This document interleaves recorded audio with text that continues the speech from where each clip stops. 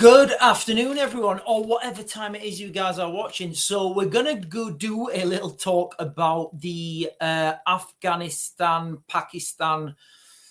I don't want to call it a conflict yet, but I do think it's going to turn into a fully blown conflict. So what we're going to call it for this time is the skirmishes on the Afghanistan-Pakistan border. Now, I've spent a lot of my life in that region of the world, so I do know. I know the ground. I know the people. I know the culture. I'm not going to say I'm an expert, but I would say I know it, better than most.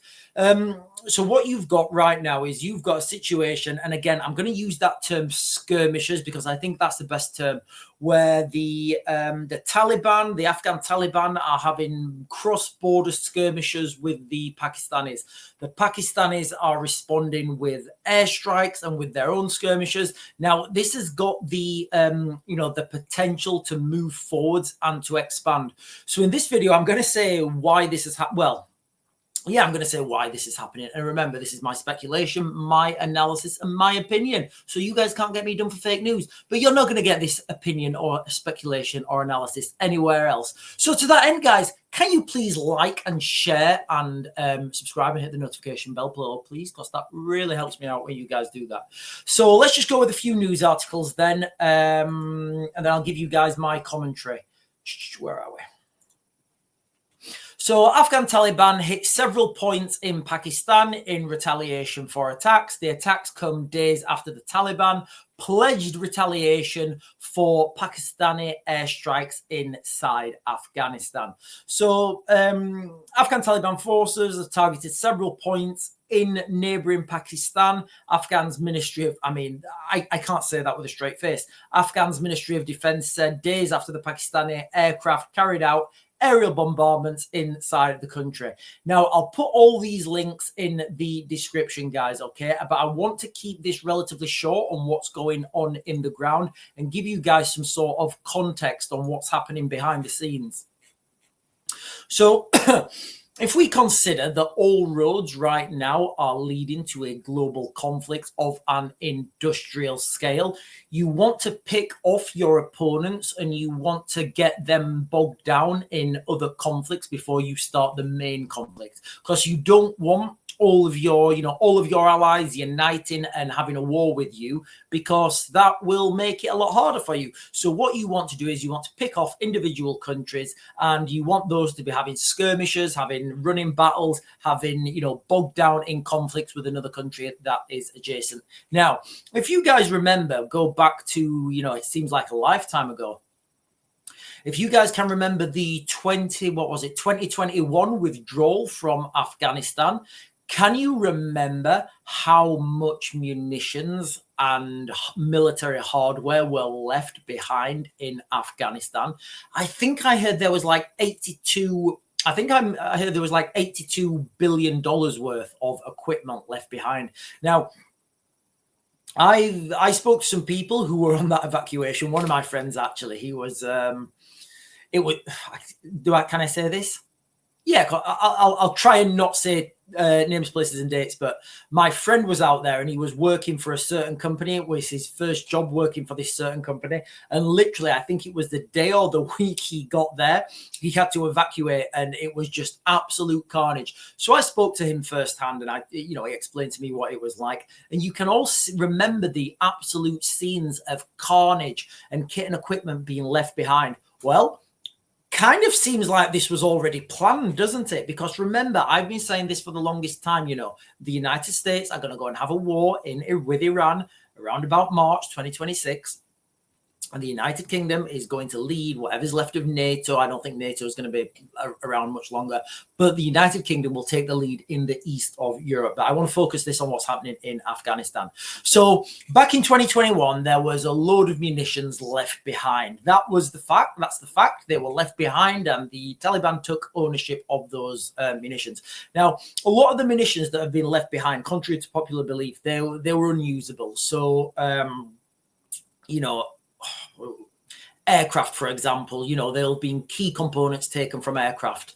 Anything that had any secret encryption into that sort of stuff, that will have all been destroyed. But what was left behind was a ton of small arms and a ton of ammunition. So with this sort of stuff, and by small arms I mean 5.56, 7.62, some rocket propelled stuff, and a lot of Humvees and Strikers and armored vehicles, that type of stuff. So that was all left behind. The Taliban now takes control of these, and we've all seen pictures of the Taliban parading around now. They all want to be, they don't want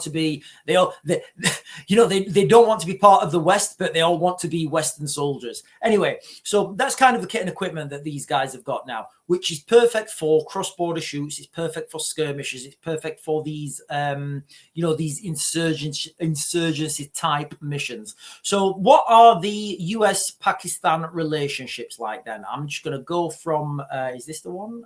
Yes. Right. So hang on, where are we? So US-Pakistan relations. Let's have a look at these. So I'll put these in the description as well. I think this bit down here says it best. I'm going to try and keep this relatively short. A Gallup poll showed that more than 72% of Pakistanis thought the United States was an enemy rather than a friend of Pakistan. So that's what you've got there, and obviously this varies from 10% in 2002 to 23% in 2005. Obviously, these polls go up and down depending on the political climate.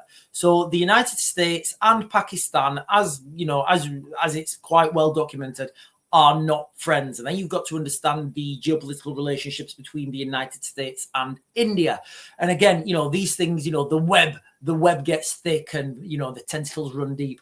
So that's that in a nutshell, just trying to keep that, most Pakistanis think that the United States are an enemy.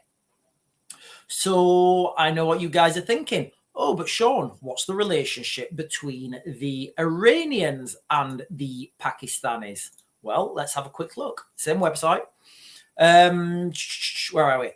Right, we'll go down to the bottom again. Pakistan is one. Hang on.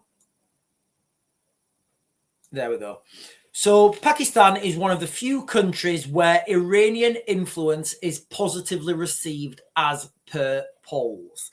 So there we go, guys. So those two articles tell you exactly what's happening and exactly why it is happening. So where are we? And let me just, should we share this? Yeah, I'll share this map quickly. In fact, will I share this? I'll share this map here quick.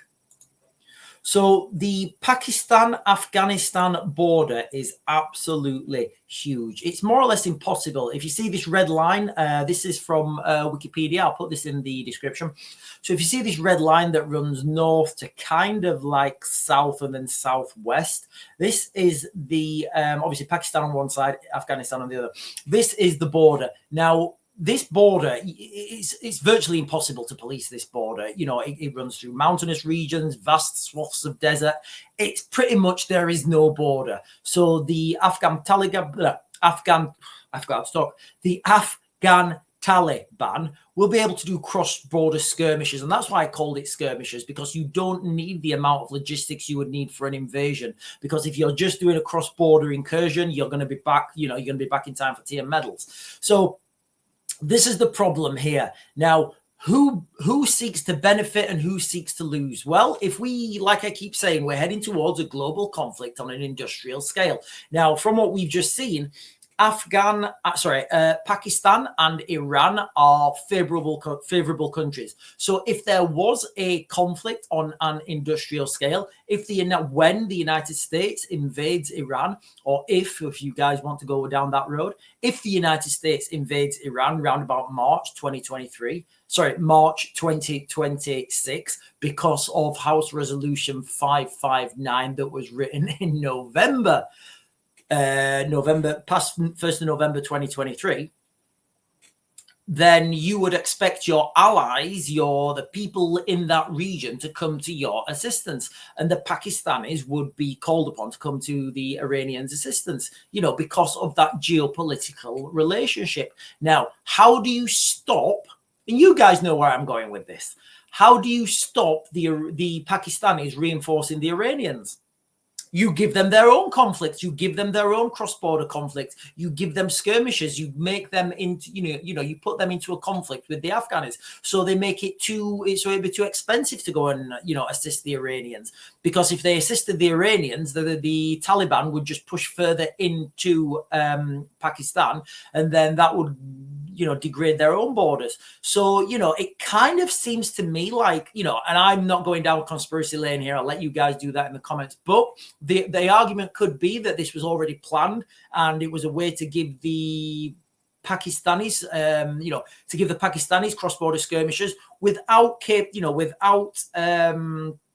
plausible deniability from the United States. Let's just leave it there. So this may have all been planned, and it may have all been planned in the way past. But the further I'm looking into this, I keep thinking, this just goes back further and further and further. And it seems like this was, I mean, I don't know how far we go, but when you start looking at these geopolitical movements, it kind of seems like all roads were leading towards this, So now we've got that situation where Pakistan would be unable to reinforce Iran if Iran was invaded.